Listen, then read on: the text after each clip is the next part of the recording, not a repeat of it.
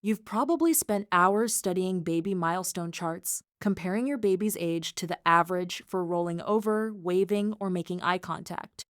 But here's something most parents never get told. Your baby is already sending you detailed signals about their needs and readiness all day long through tiny facial and body movements, and you don't need a chart to read them, just your eyes. Researchers who study infant behavior call this set of signals engagement and disengagement cues. The small, consistent physical tells babies use to show whether they're ready to interact or need a break. Most parents have never heard the term, but they've seen the signs 100 times without realizing what they meant. Think of it like a dimmer switch on a lamp, not an on-off button. Your baby doesn't suddenly go from happy to overwhelmed. There are visible steps in between if you know what to watch for. Picture this. You're playing peekaboo, and your baby is laughing, locking eyes with you. Then, slowly, she turns her head slightly to the side, her gaze drifting toward the wall.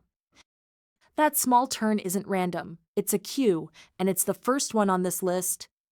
Dr. Ed Tronick, whose research at the University of Massachusetts Boston has shaped how we understand infant communication, found that these engagement and disengagement cues appear in babies everywhere, regardless of family income, culture, or caregiving style.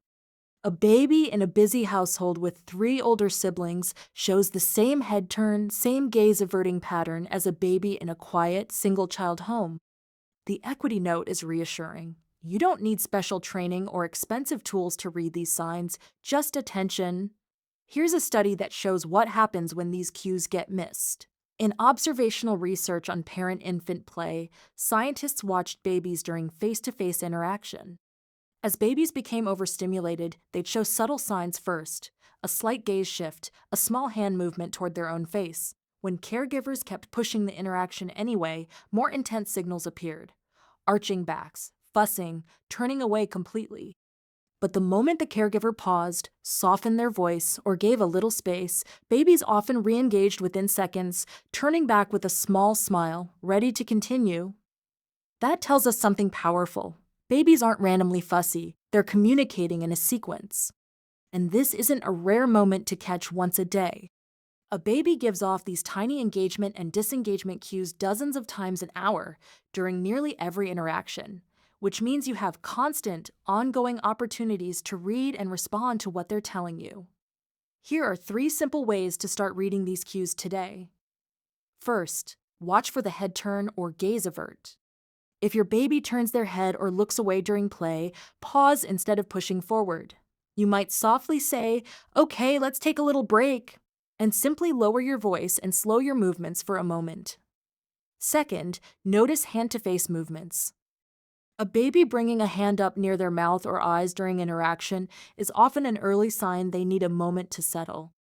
You can respond by saying, "I see you, let's slow down," while gently reducing eye contact intensity rather than leaning in closer. Third, watch for the return cues. A baby turning back toward you, brightening their eyes, or making a small sound after a pause. That's your green light. You might say, "Oh, there you are," with a warm smile, picking the interaction back up right where it left off. Now compare this to the developmental tracking apps and stimulation programs marketed to parents.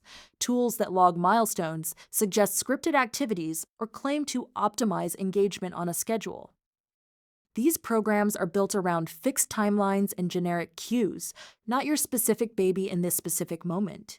They can't see the subtle head turn happening right now on your living room floor. Reading your baby's real-time cues moment to moment gives you information no app or schedule can offer because it's coming directly from the only expert who matters, your own baby. These small visual cues aren't just about smoother playtime. They're some of the earliest ways your baby learns that their signals matter, that someone is watching closely enough to notice and respond. That trust becomes the foundation for how they'll communicate their needs for years to come. If you've ever paused because your baby seemed a little off, you were already reading these cues. You don't need a checklist, just this recap. Watch closely and let your baby set the pace.